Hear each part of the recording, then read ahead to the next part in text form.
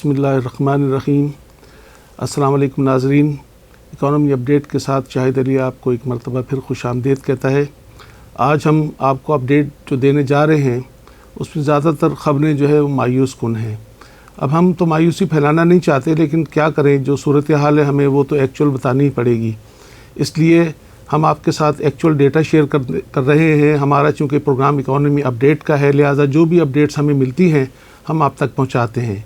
अभी रिसेंटली जो numbers government ने रिलीज़ किए हैं, जो जुलाई नवंबर का हमारा लार्ज स्केल मैन्युफैक्चरिंग का डेटा आया है वो तकरीबन 3.8% से डाउन है। इसमें जो मेजर कंट्रीब्यूटर्स हैं उसमें जो मशीनरी एंड इक्विपमेंट मैन्युफैक्चरिंग का जो सेक्टर है वो तकरीबन 41% डाउन है। ऑटोमोबाइल जो है वो सेक्टर जो है तकरीबन वो 38% डाउन है। इसी तरह से हमारा जो टेक्सटाइल सेक्टर है वो 11% से डाउन है, और जो फार्मा सेक्टर है वो तकरीबन 23% से डाउन है। तो सूरत हाल ये है कि हम हर तरफ देख रहे हैं कि जो हमारी बिज़नेस कम्युनिटी है वो मायूसी का शिकार है। हमारे बहुत सारे इदारे बंद हो रहे हैं। टेक्सटाइल मिलों में स्पिनिंग जो मिल्स हैं वो सबसे पहले अफेक्ट हुई हैं और वो बंद होना शुरू हो गई, इसलिए कि उन्हें कॉटन की ज़रूरत है।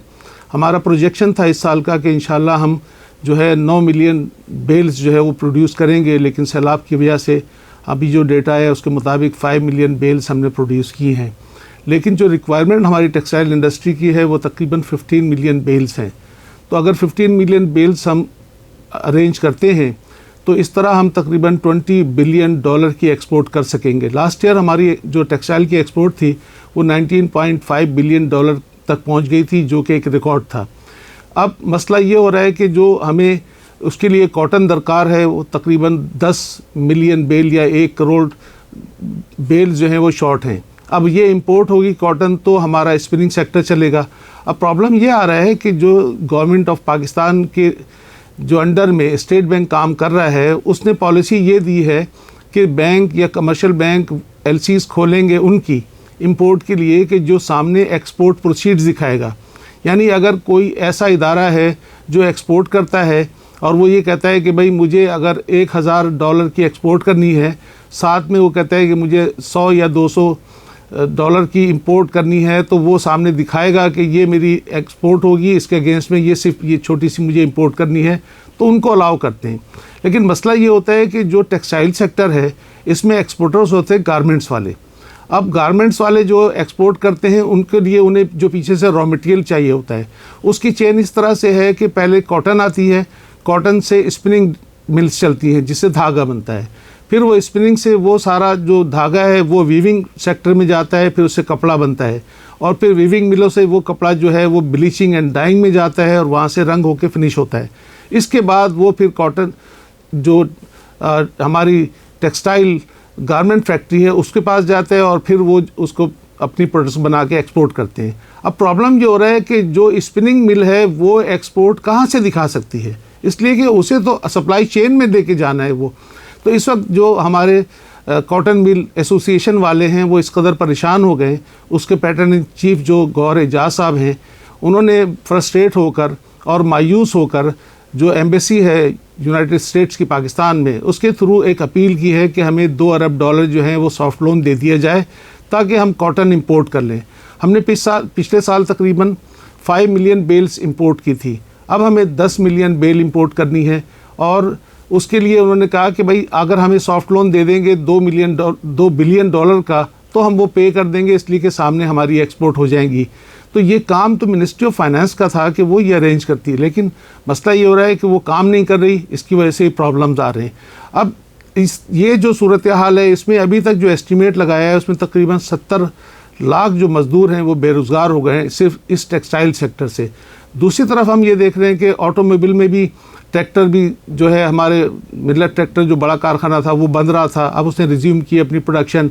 इस तरह जो इंडस मोटर्स है उसने 12-14 दिन बंद होने के बाद दोबारा शुरू कर दी है, लेकिन फार्मा के तकरीबन 18 यूनिट जो हैं वो बंद हो गए हैं और वो काम नहीं कर रहे, जिसकी वजह से दवाइयों की शॉर्टेज हो गई।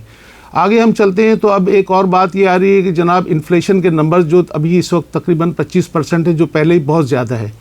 अब अगर फ़र्ज़ कीजिए कि हम IMF के प्रोग्राम की जो शराइत हैं उनको पूरा करने जाते हैं तो ये इन्फ्लेशन के नंबर तकरीबन 31% पे चले जाएंगे, जिसकी वजह से फर्दर आपको पता है कि महंगाई बढ़ जाएगी, तो उसकी वजह से बेरोज़गारी बढ़ेगी, हमारी जीडीपी श्रिंक हो जाएगी। अब जब इन्फ्लेशन बढ़ता है तो स्टेट बैंक अपनी मॉनेटरी पॉलिसी को टाइट करता है, जो ऑलरेडी आप बहुत टाइट है, और इस वक्त जो इंटरेस्ट रेट है वो तकरीबन 16% है। लेकिन अभी जो रिसेंटली अगले हफ्ते में आने वाली मॉनेटरी पॉलिसी के लोग प्रोजेक्ट कर रहे हैं कि स्टेट बैंक इस इन्फ्लेशन को देखते हुए फर्दर टाइट करेगा, और हो सकता है 200 बेसिस पॉइंट यानी 2% से और इंक्रीज़ कर देगा। तो इसका मतलब ये है कि फिर रेट ऑफ इंटरेस्ट हमारा हो जाएगा 18%। अब आप सोचिए, कोई कमर्शियल बैंक से अगर कोई कारोबारी कर्ज़ा लेने जाएगा, उसको 20% से ऊपर कर्ज़ा मिलेगा, तो आप खुद बताइए कि ऐसा कौन सा कारोबार है कि जो 20% से ज़्यादा इंटरेस्ट रेट जो है वो बैंक को दे दे, उसके बाद अपने लिए मुनाफा कमा ले। लिहाजा इसका मतलब ये होगा कि बैंकों से क्रेडिट जो है उसकी ऑफटेक कम हो जाएगी, और बिज़नेस जो है हमारे श्रिंक करना शुरू हो जाएंगी। तीसरी तरफ एक और बात ये हो रही है कि जो अब हम जब सारी ये शराइत पूरी करेंगे, तो जो डॉलर है वो मज़ीद तकरीबन 50 रुपये से अप्रिशिएट कर जाएगा। इसका मतलब है कि उसका भी इम्पैक्ट जो है वो हमारे यहाँ आएगा, चीज़ों पर जो इंपोर्ट होती हैं वो भी महंगी हो जाएंगी। तो गरीब आदमी के लिए जो है ज़िंदगी बहुत मुश्किल हो जाएगी। फिर एक और जो दूसरी तरफ हम देखते हैं कि अभी कल जो है हिना रब्बानी खर साहिबा ने अपने इंटरनेशनल कम्युनिटी से एक शिकायत की है। उन्होंने कहा है कि भाई जिस तरह बहुत तेज़ी से उन्होंने पैसे रिलीज़ किए थे 2005 के ज़लज़ले में, लेकिन इस मरतबा वो पैसे रिलीज़ करने में बहुत सुस्त रवि का शिकार हैं और अभी तक पैसे नहीं दे रहे। हमारे जो सैलाब ज़दगान हैं वो सड़कों पर बैठे हैं या डैम्स के ऊपर बैठे हैं, और बहुत सारे इलाकों में अभी भी कश्तियाँ चल रही हैं। लिहाजा वो अपील कर रही हैं कि हमें जल्दी पैसे दिए जाएँ। देखिए, दुनिया आपको पैसा देना चाहती है, लेकिन मसला ये होता है कि परसेप्शन क्या है उनके पास। जो 2005 के ज़लज़ले में जो स्कैंडल्स बने, उसकी वजह से जो है वो ज़ाहिर दुनिया फिर होशियार हो गई। अब उन्होंने कहा कि हम मॉनिटरिंग सिस्टम इसमें लगाएंगे और चेक करेंगे, उसके बाद पैसे रिलीज़ करेंगे, हम प्रोजेक्ट्स खुद करेंगे और अपने हाथ से पैसे खर्च करेंगे। तो इस वजह से जो है वो पैसे जो हैं अभी तक रिलीज़ नहीं हो पा रहे और लोग अभी तक मुश्किल में फंसे हुए हैं।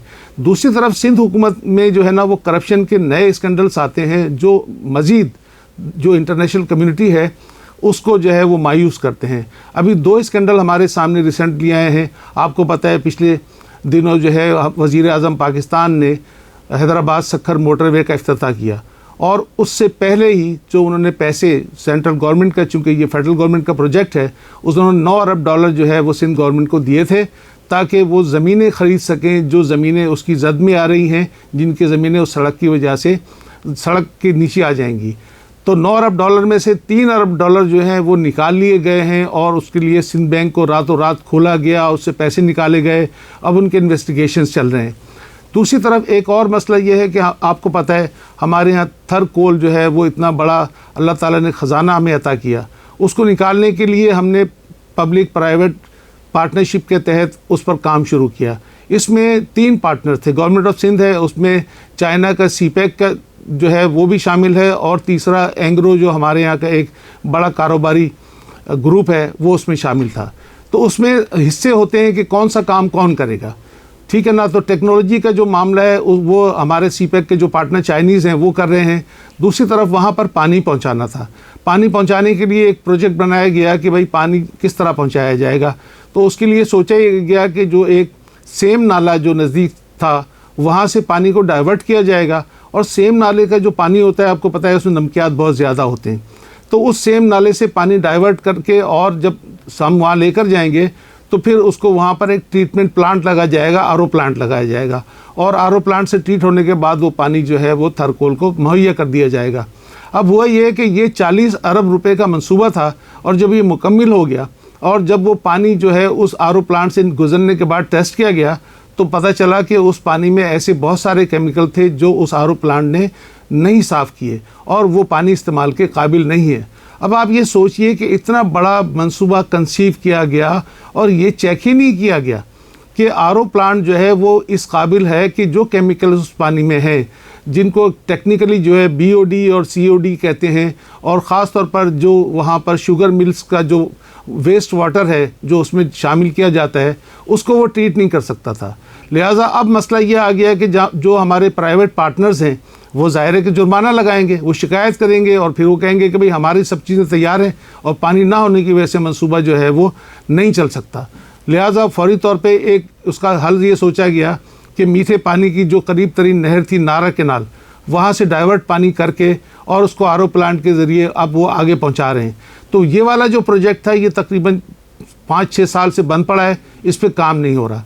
दूसरी तरफ एक और ये काम किया गया था कि भाई अगर किसी वक्त साल में ज़ाहिर है कि पानी का फ़्लो एक सा नहीं रहता, तो जब पानी का फ़्लो कम होगा तो उसको पूरा करने के लिए उन्होंने सैकड़ों जो है ट्यूबवेल लगाए और ट्यूबवेल को चलाने के लिए वहाँ पे मशीनरी के साथ साथ ज़ाहिर है लाइट का इंतज़ाम नहीं था, सोलर पैनल लगा दिए गए, उनका इफ्तिताह भी किया गया। इस वक्त सूरत हाल ये है कि आप जाके देखिए कि वो जो सोलर पैनल था वो गायब हो गया, मशीनरी गायब हो गई और सिर्फ वहाँ पर खंडरात मौजूद हैं। तो अब वहाँ से कोई भी जो वो है ट्यूबवेल वो फंक्शनल नहीं है। बहरहाल अभी ये सूरत हाल है कि पानी नारा केनाल से डाइवर्ट करके वहाँ पहुँचाया जा रहा है। अब जो है इस पर गौर खौस किया गया कि भाई इसका मुस्तकिल हल क्या निकाला जाए। तो मुस्तकिल हल निकालने के लिए उसके लिए एक नया ट्रीटमेंट प्लांट लगाया जाएगा। 3 साल पहले उस ट्रीटमेंट प्लांट की जो लागत थी वो तकरीबन 15 अरब रुपए थी, लेकिन अब चूँकि हमारी करेंसी डिवैल्यू हो गई है और कॉन्स्टेंटली हो रही है, जिसकी वजह से अब तखमीना लगाया जा रहा है कि 40 अरब रुपए और खर्च होंगे।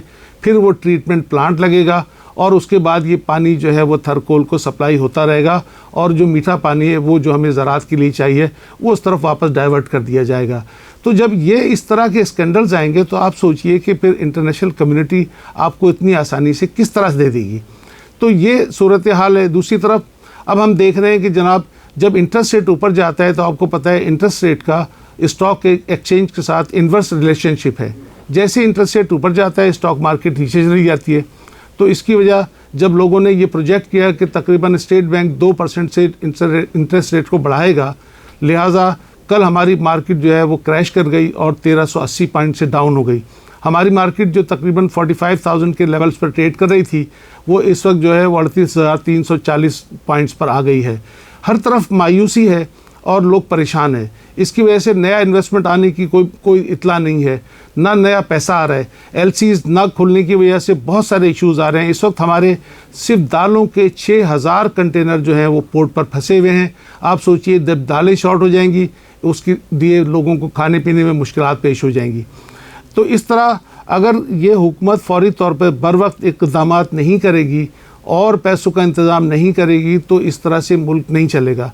अभी हम देख रहे हैं कि जो प्रायोरिटीज़ हैं गवर्नमेंट की वो शायद ये है ही नहीं, इसलिए वो इस तरफ तवज्जो नहीं दे रहे।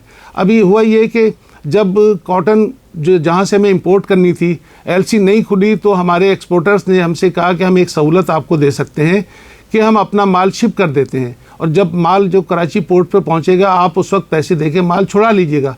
तो जब ये सहूलत भी हमने अवेल की, माल पहुंच गया है लेकिन अब भी कोई पैसे नहीं दिए जा रहे। इस तरह से हमारे जो इन्वेस्टर्स हैं अगर उनको आप मायूस करेंगे तो आप मुझे बताइए कि फ़ॉरेन इन्वेस्टमेंट कैसे आएगी और कारोबार कैसे चलेगा, इन्फ्लेशन कैसे रुकेगा, आबादी जो इतनी बड़ी हमारी तेज़ी से बढ़ रही है उसको हम कैसे रोज़गार देंगे, कैसे उसको सहूलियात देंगे।